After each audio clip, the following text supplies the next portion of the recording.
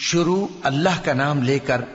جو بڑا مہربان نہایت رحم والا ہے۔ یہ ایک سورہ ہے جس کو ہم نے نازل کیا اور اس کے احکام کو فرض کر دیا اور اس میں صاف صاف آیتیں نازل کی تاکہ تم یاد رکھو۔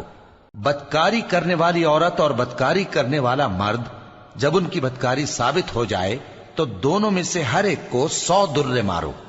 اور اگر تم اللہ اور روز آخر پر ایمان رکھتے ہو تو اللہ کے قانون کو نافذ کرنے میں تمہیں ان پر ہرگز ترس نہ آئے،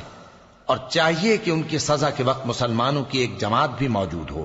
بدکار مرد تو بدکار یا مشرک عورت کے سوا کسی سے نکاح نہیں کرتا، اور بدکار عورت کو بھی بدکار یا مشرک مرد کے سوا اور کوئی نکاح میں نہیں لاتا، اور یہ یعنی بدکار عورت سے نکاح کرنا مومنوں پر حرام ہے۔ اور جو لوگ پرہیزگار عورتوں کو بدکاری کا عیب لگائیں اور اس پر 4 گواہ نہ لائیں تو ان کو 80 درے مارو، اور کبھی ان کی شہادت قبول نہ کرو، اور یہی بد کردار ہیں۔ ہاں، جو اس کے بعد توبہ کر لیں اور اپنی حالت سنوار لیں تو اللہ بھی بخشنے والا ہے، مہربان ہے۔ اور جو لوگ اپنی بیویوں پر بدکاری کی تہمت لگائیں اور خود ان کے سوا اور گواہ نہ ہوں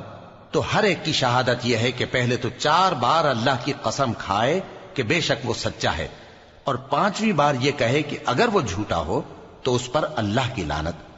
اور عورت سے سزا کو یہ بات ٹال سکتی ہے کہ وہ پہلے 4 بار اللہ کی قسم کھائے کہ بے شک یہ جھوٹا ہے، اور 5ویں دفعہ یوں کہے کہ اگر یہ سچا ہو تو مجھ پر اللہ کا غضب نازل ہو۔ اور اگر تم پر اللہ کا فضل اور اس کی مہربانی نہ ہوتی تو بہت سی خرابیاں پیدا ہو جاتی۔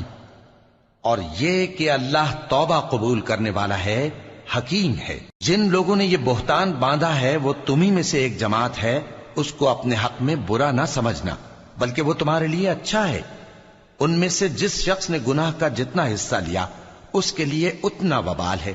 اور جس نے ان میں سے اس بہتان کا بڑا بوجھ اٹھایا ہے اس کو بڑا عذاب ہوگا۔ جب تم نے وہ بات سنی تھی تو مومن مردوں اور عورتوں نے کیوں اپنے دلوں میں نیک گمان نہ کیا، اور کیوں نہ کہہ دیا کہ یہ کھلم کھلا بہتان ہے؟